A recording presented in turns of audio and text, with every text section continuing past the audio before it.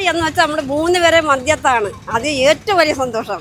കാരണം ക്രിസ്തുവുണ്ട്, നമ്മളെ തങ്ങളുണ്ട്, ദേവി അടുത്തുണ്ട്, എല്ലാവരും അടുത്തപ്പോൾ ഏറ്റവും വലിയ സന്തോഷമാണ് നമുക്കിത്. എന്തുകൊണ്ട് ഈ വർഷം സന്തോഷത്തോടെ പൊങ്കാലിട്ടല്ലേ? അതായത് എന്തുകൊണ്ടും ഏറ്റവും വലിയ സന്തോഷമാണ് ഇന്ന്. കാരണം എല്ലാവരെയും മദ്യത്ത് 3 പേരെ മദ്യത്താണ് ഞങ്ങളിപ്പോൾ നിൽക്കുന്നത്.